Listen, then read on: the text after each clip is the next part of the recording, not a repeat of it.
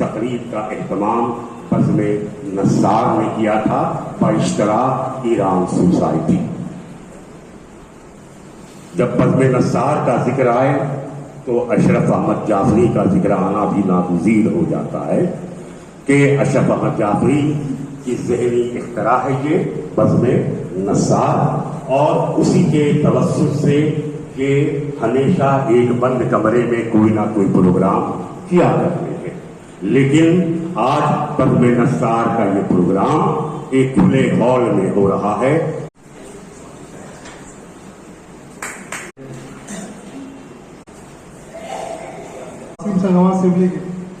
बज़्म नस्सार के सेक्रेटरी जनाब अशरफ अहमद जाफरी साहब की खिदमत में भी एक पेश करें।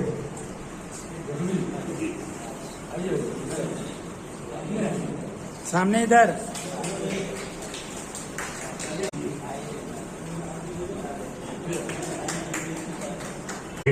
एस.एम. आरजू साहब की ये किताब जो है बेहतरीन मज़ाहिया कहानियां, जैसा लिखा हुआ भी है कि ये बंगला कहानियों का तर्जुमा किया है। वो अपने माहौल पर नजर डाले कि अपने सूबे में दिगर ज़बानों के जो कलमकार हैं वो किस तरह की तख्लीकात पेश कर रहे हैं, संजीदा मज़ाहिया दोनों पर नजर रखें। तो इससे क्या होता है कि हमको बिरादरान वतन जिनकी ज़बान से हम लोग वाकिफ नहीं है पूरी तरह, उसका तर्जुमा जब आता है तो उनके फिक्र व फन से हमें वाकफियत हासिल होती है कि वाकई हम जो लिखते हैं हमारे उर्दू अदीब, उन लोग के यहाँ भी कमी नहीं है तखय्युल की, फिक्र फन की कमी नहीं है, उनके यहाँ भी फिक्र फन है आला दर्जे का। तो इस तरह से उर्दू से बंगला का तर्जुमा और बंगला से उर्दू का तर्जुमा।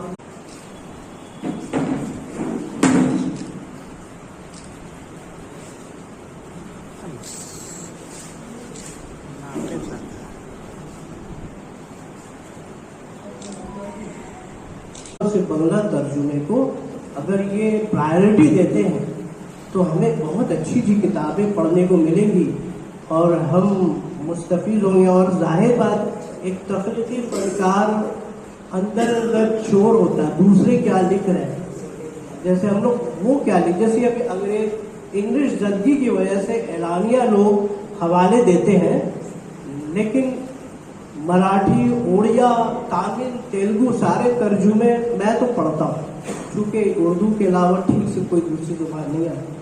तो बंगला से बड़ी बड़ी चीज़ें इनके ज़रिए हमें मिल सकती हैं, नेक ख्वाहिशात के साथ और इस मशवरा के साथ और गुजारिश के साथ कि मेरी किताब का तर्जुमा करें। तर्जुमा से मेरी दिलचस्पी रही है और मैंने CIL मैसूर जो गवर्नमेंट ऑफ इंडिया का बहुत बड़ा इदारा है हुकूमत हिंद का, central institute of Indian languages, वहाँ पर वर्नाकुलर लैंग्वेजेस जितनी हैं वो चाहे कन्नड़ हो, तेलुगु हो, तमिल हो, उर्दू हो, मलयालम हो, सारी जबानों में वो लोग टेक्स्ट को, नॉलेज टेक्स्ट को इंश्योर करते हैं। तो उसमें तर्जुमे में सबसे अहम चीज होती है टारगेट लैंग्वेज या सोर्स लैंग्वेज। उर्दू आबादी या उर्दू कल्चर से मुतारिफ कराएं। मगरबी बंगाल उर्दू अकादमी के मेंबर होने की हैसियत से हमने वहां पर गुलाम सरवर साहब जानते हैं, हमने ये प्रपोजल भी रखा था कि ऐसा कीजिए कि बंगला उर्दू अकादमी और बंगला अकादमी का इश्तराक हो, एक फोरम पे आप लोग आए, 10 बेहतरीन चीजें, बेहतरीन तख्लीकात आप उर्दू की उनके हवाले करें और 10 बेहतरीन तख्लीकात बंगला की आप उर्दू वालों के हवाले करें, और ये उर्दू ये तर्जुमा उधर जाए और उसका तर्जुमा जो है वो तराजू में करा है।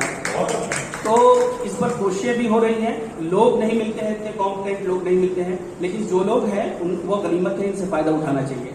और मैं इंशाअल्लाह रहमान अकेडमी में आपका नाम जो है प्रपोज करूंगा कि आप इनसे भी काम लीजिए, इनसे तर्जुमा कराइए।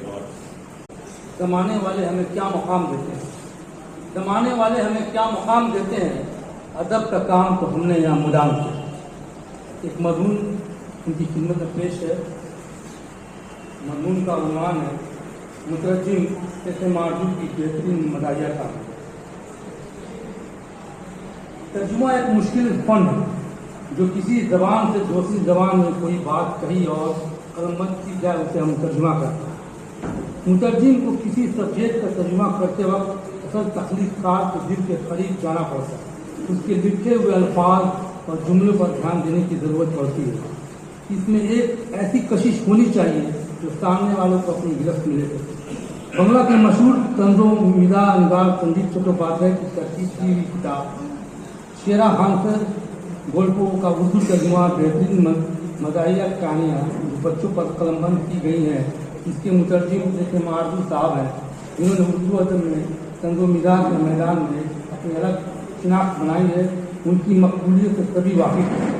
इस इन पर अब तक उनकी कई किताबें मंजर आम पर आ चुकी हैं। बंगला से उर्दू तर्जुमा संगीत के मज़ामीन, सुबैर की कहानियाँ, बेहतरीन मदाहिया कहानियाँ, उर्दू से बंगला तर्जुमा भोपा। यहाँ मौलाना आज़ाद नेशनल उर्दू यूनिवर्सिटी में बाकायदा इसका शोबा है, तर्जुमे का शोबा है, और वहाँ जो मशीनें लगी हैं वो मैं रात दिन देखता रहता हूँ। एक तरफ डालते हैं, दूसरी तरफ निकलता है, फिर लोग बैठते हैं और उसको ठीक ठाक करते हैं। वो उनका सिखाने का तरीका है। ये और शायद किसी यूनिवर्सिटी में नहीं है, सिर्फ मौलाना आज़ाद नेशनल उर्दू यूनिवर्सिटी में है। और ये इसलिए है कि दारुल तर्जुमा जो है उस्मानिया यूनिवर्सिटी में हुआ करता था, और उसका कलेक्शन जो है अब तो हैदराबाद वालों के पास भी नहीं है। वो कलेक्शन आपके यहाँ एशियाटिक सोसाइटी में हैदराबाद कलेक्शन के नाम से, उनके पास भी वो किताब नहीं है। आपके कलकत्ते में वो किताब मौजूद है, उनके यहाँ नहीं है। तर्जुमे का जो फन है कोई नया नहीं है। आप जानते हैं मामून रशीद ने जो है 40 ऊँटों पर जो है यूनान की किताबों को ला करके दारुल हिकमा में तर्जुमा कराया था उसने। हमारे यहाँ जो पंचतंत्रा की किताबें गई वहाँ वो तर्जुमा हुई। शाह वली अल्लाह मुहद्दिस देलवी रहमतुल्लाह अलैह ने कुरान का तर्जुमा तफसीर हुसैनी के नाम से किया। ये पहला तर्जुमा था कुरान का। तो इस तरह से बहुत सारी चीज़ें हैं, लेकिन ये क्या सिर्फ ये जो किताब है हमारे सामने ऐसे मारूफ साहब की मैंने कहीं कहीं पलट के देखा है, चूँकि पढ़ने का पूरा मौका नहीं मिला। मुल्ला नसीरुद्दीन से पूछा किसी ने कि जनाब आली आपकी उम्र क्या है, तो उसने कहा 40 साल। 10 साल के बाद वो शख्स फिर मिला और उसने कहा कि हुजूर आपकी उम्र क्या है, कहा 40 साल। कहा हुजूर आपने 10 साल पहले भी कहा था 40 साल, अब भी कहते हैं 40 साल, कहा मर्द की ज़बान है, 10 साल बाद भी पूछोगे तो मैं कहूँगा 40 साल। ये मजा है, इसमें तंज नहीं है। तंज क्या है? तंज है हम ऐसी कुल किताबों को काबिले ज़ब्ती समझते हैं कि जिसको पढ़ के बेटे बाप को खप्ती समझते, ये तंज है। या फिर औरतों की तालीम ज़रूरी तो है मगर खातून खाना ही हो, सफा की परी ना हो, तो ये क्या है? तंज है। तंज और मज़ाह के बीच की चीज़ है ये। न ये तंज है इसमें, न मज़ा है, बीच की चीज़ है। क्या है ये बीच की चीज़? इसमें इखलाकियात है, इखलास है, सबक है, जिसको अदब अतफाल वाला भी सबक है और आम सबक भी है। कहानी का यूं नहीं कि हंस दिया, मुस्कुरा दिया, ठट्ठा कर लिया और मामला खत्म हो गया, ऐसी चीजें नहीं है उसमें। ये बीच की चीजें हैं। और इस तरह की किताबें जो हैं, मैंने कहा कि पंचतंत्रा लिखी गई, अनवार सुहेली लिखी गई, या फिर गुलिस्तान में है, इस तरह की कहानियां हैं। बोस्तान में नहीं, लेकिन वहाँ हिकायतें हैं। या फिर मौलाना अब्दुल रहमान जामी की जो किताब है, या सिकंदर बिन काकाऊस की जो किताब है काबूसनामा, उसमें आपको इस तरह की चीजें मिलेंगी। निजामी उरूदी समरकंदी ने अपनी किताब चहार मकाले में इसका जिक्र किया है। ये एक फनून लतीफ़ा के ज़ुमरे में आता है। उन्होंने बहुत बड़ा किरदार अदा किया है हमारी तहजीब व सक़ाफ़त की तश्कील में और इसकी तहरीज में। देखिए पंचतंत्रा कोई नहीं जानता था, लेकिन जब वो आया ईरानी सफीर को यहाँ से ले गया, क्या ले गया? वो पंचतंत्रा ले गया और जिसे कलीला दुन्ना के नाम से तर्जुमा। पहले इसका अरबी तर्जुमा हुआ, फिर फारसी तर्जुमा हुआ, सारे आलम में पंचतंत्रा फैल गया। अकबर के जमाने में रामायण और महाभारत, जिस पर आज बड़ा गर्व है, तो इसका तर्जुमा करने वाले हमारे फारसी के शोरा हजरात थे, जिन्होंने रामायण और महाभारत का तर्जुमा किया। और ये तर्जुमा चला जाता है यूरोप। और मैक्स मुलर वगैरह ने उसी तर्जुमा की बुनियाद पे ये जाना कि महाभारत भी कोई चीज है, तो ये फैल गई चीज। और एक तीसरा नुकता मैं बताऊं, बड़ी जबरदस्त है, वो उर्दू वालों को शायद ही इसका इल्म हो। गुरुदेव रविंद्रनाथ टैगोर, जिन्हें नोबेल प्राइज से सरफराज किया गया, गीतांजलि जो उन्होंने बंगला में लिखी थी उसमें नहीं उन्हें नाम मिला, उसके तर्जुमे पे मिला। अच्छा, तर्जुमा उन्होंने कैसे किया? ये बड़ा सही नाम है, बड़ा ही सही। ये इंग्लैंड जाते हैं और वहां की एक शायरा से, एक अदीबा से दोस्ती करते हैं और रोजाना अपने नज़मों को तर्जुमा करने के बाद उसे दिखाते हैं।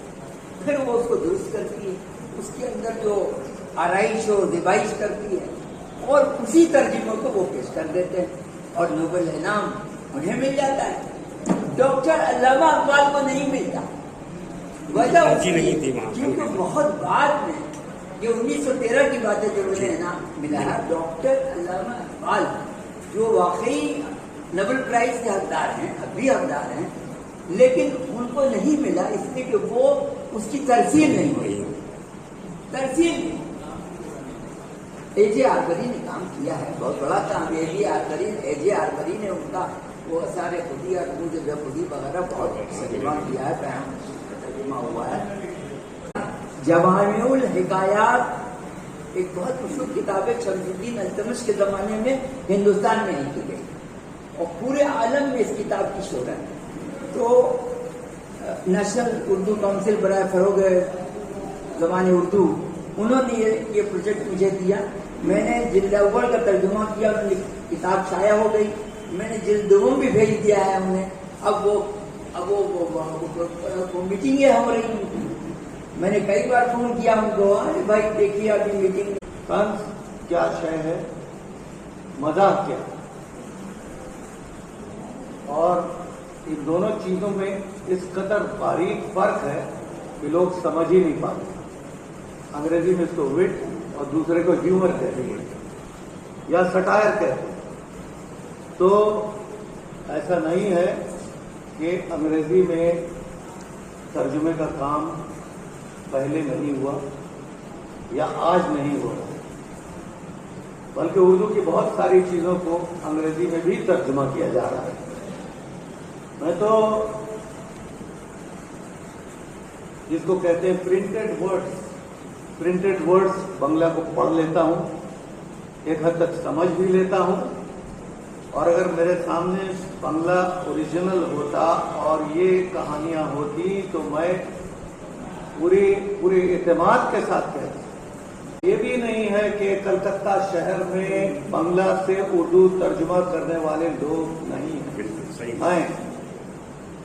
कभी एक जमाने में हमारे दोस्त हुआ करते थे, हैदर सिफत, वो बहुत अच्छी तरह से बंगला जानते थे और करते थे।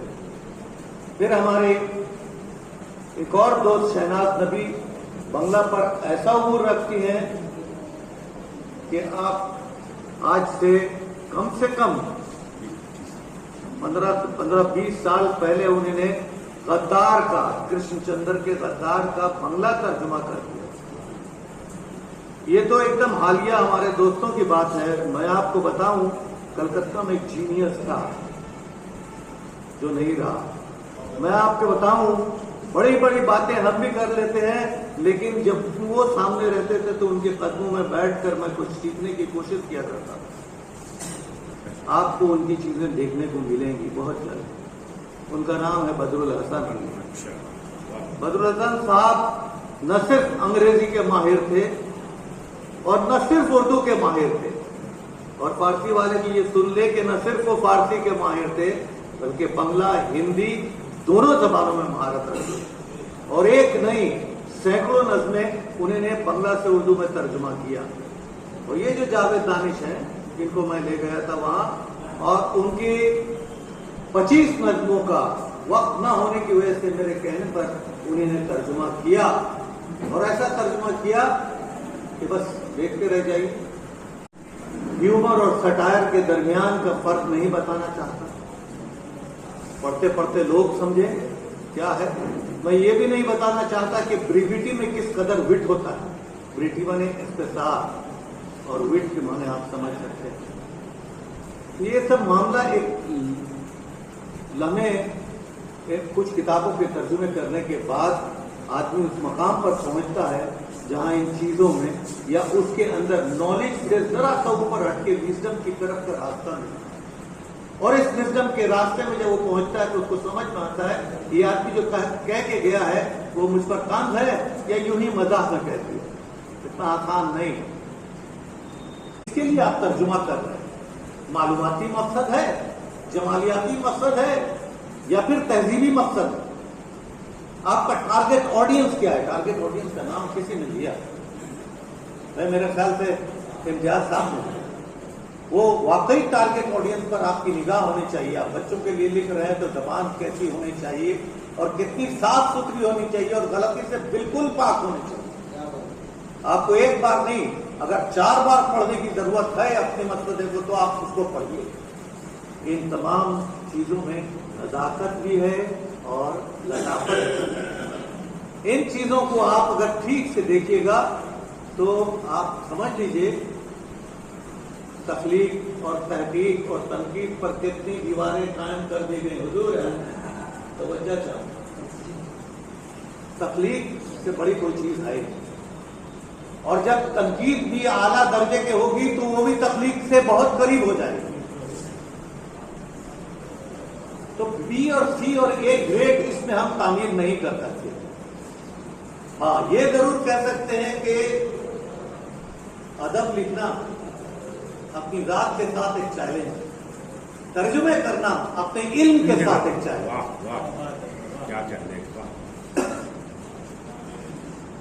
جو ترجمہ ہو جائے اور اس سے ہم کو آگہی ملے اور اس سے ہم کو بصیرت ملے تو سمجھ لیجیے ترجمہ بہت کامیاب ہے.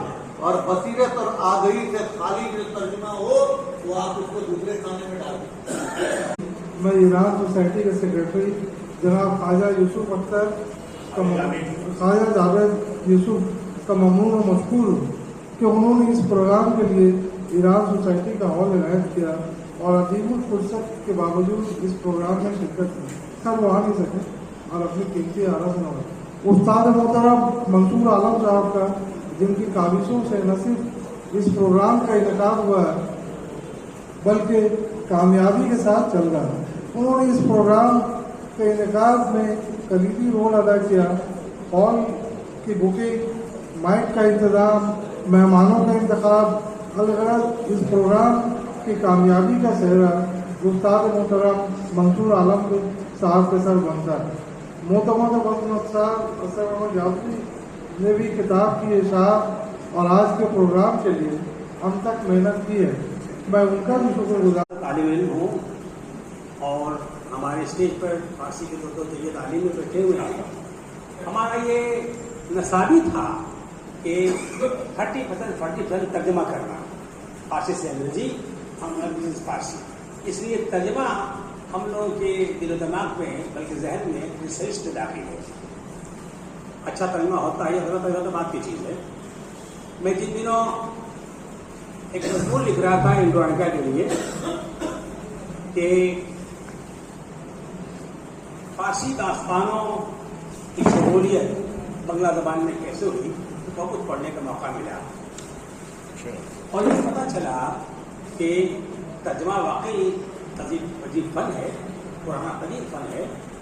اور کب سے اس کا آغاز 17ویں صدی میں پہلا ترجمہ جو ہوا وہ عربی فارسی چھوڑ کر بائبل کا ترجمہ ہوا. اس کو کرسچنوں نے ترجمہ لاطینی زبان میں کیا. اس کے بعد صرف مذہبی کتابوں کے تراجم ہوتے چلے. بعد میں بائبل آیا, قرآن شریف کا ہوا اور رامائن کا ہوا, گیتا کا ہوا, اپنشد کا ہوا. تمام چیزوں کا شمل ہمارے عزیز نے فرمایا کہ تیلگنا بھی بنا, ترجمہ ہوا پانی سے. لیکن زمانے تک 17ویں 18ویں صدی کے پھر تک زیادہ تر تراجم صرف فارسی یا اردو یا کسی زبان میں صرف مذہبی کتابوں کو ہوئے. ادب کو اس وقت ادب کا ترجمہ اس وقت ہوتا نہیں تھا. لیکن رفتہ رفتہ جب 20 صدی یا 19 صدی کا آخر کے حصہ پڑا تو مختلف زبانوں ادب زبانوں کی کتابوں کی طرح رہنے شروع ہو گئے. میں اردو کی بات کرتا ہوں اگر تو سب سے پہلے تو سوسائٹی نے قائم کیا، اساتذہ قائم کیا، تراجم کے لیے قائم کیا، تمام اچھی کتابیں ترجمہ کرتی دی جاتی. اس کے بعد شبلی نے دارالسلوی قائم کیا. اس کے بعد حیدرآباد میں سے بتایا کہ ترجمہ تھا. اس طرح سے دھیرے دھیرے اردو ادب میں بھی دوسری زبانوں کے تراجم آتے چلے. لیکن جب ہم بنگال میں پہنچتے ہیں دیکھتے ہیں یہاں بنگالیوں نے بھی جو زبان جو جانتے تھے مدرسوں پڑھے ہوئے اردو فارسی عربی سب پڑھتے تھے، وہ لوگ بنگلہ بھی جانتے تھے. ان لوگوں نے بھی بہت ساری چیزوں کے اردو سے بنگلہ میں تعلیم میں ڈالا. جیسے اقبال کو بھی انہوں نے اقبال کی نظروں کو ترجمہ کر دیا گیا، بنگالی کے غزل میں بدلوں کا ترجمہ کر دیا گیا، فیض کی ترجمہ کر دیا گیا، بہت ساری چیزوں کو کیا گیا. اب بنگلہ والوں نے بھی اردو میں کرنا شروع کر دیا، یا بنگالی ہندوؤں نے قرآن شریف کا ترجمہ بھی کر دیا. لیکن جب ہم اس صدی میں پہنچتے ہیں آخر میں 18ویں 20 صدی کے آخر پہنچتے ہیں، ہم یہ بیچ پہنچتے ہیں 80 لائن پڑھتے ہیں، ایک لائن سے ہمیں مترجم ملنے شروع ہوتے ہیں. اس میں شفقت زندی ہے، اس نام انہوں نے گنوایا، ہمارے ابو غزالی بھی ہیں، اس کے علاوہ شہناز نبی بھی ہیں، بے شمار لوگ ہیں، احمد کمال ہاشمی بھی ہیں، عظیم انصاری بھی ہیں جنہوں نے افغانوں کا ترجمے کی ہیں. لیکن ان تمام لوگوں کا ٹریک ایک طرف تھا، صرف بنگلہ سے اردو، بنگلہ سے اردو، بنگلہ سے اردو. ایک دن میں نام لکھوایا، کم لوگ ہیں جو تصدیق کیا، لیکن واحد شخصیت ہے جناب آرزو کی جنہوں نے بنگلہ سے اردو، اردو سے بنگلہ دونوں کیا. اس کو صحیح والے بولیں گے کہ کہا کہتے ہیں اس کو کہ he was a cultural bridge between Bengali and Urdu. Bengali اور اردو بنگلہ زبان اردو کا ثقافتی جو پل ہوتا ہے اس کا کام کیا انہوں نے. دونوں طرف دو ٹریک پہ جانے شروع کر دیا انہوں نے. کلیم حاضر نے بھی اردو سے بنگلہ کیا، کم لوگوں نے کیا، شہناز نے نہیں کیا، شوکت عظیم نے بھی اردو سے بنگلہ کیا. مسلسل جتنے زیادہ کام انہوں نے کیا انہوں نے نہیں کیا کہ وہ کیا ہو لوگ ہیں، اس پر کوئی شک نہیں ہے انہوں نے کیا.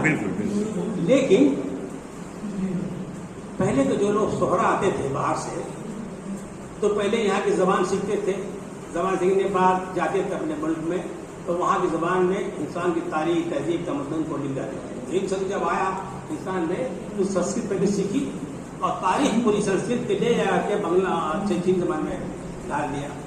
تو آنے جانے کا سلسلہ زمانہ چلتا رہا ہے. اور ہم لوگ چونکہ فارسی کے آدمی ہیں، زیادہ تر ہم چونکہ فارسی سروا سر میں بہت ترجمہ کیا ہے، میں نے بھی کیا ہے، لیکن کتاب ترجمہ چھپی نہیں ہے. حال ہی میں نے کلیان سنگھ اشی پہ کام کیا ہے، اس کی تاریخ کے واردات قاسمی. آج جب میں گوہاٹی سے بھی تھا تب سے میں اس کا ترجمہ میں کر رہا ہوں اور کر میں کامیابی ہو گیا ہوں.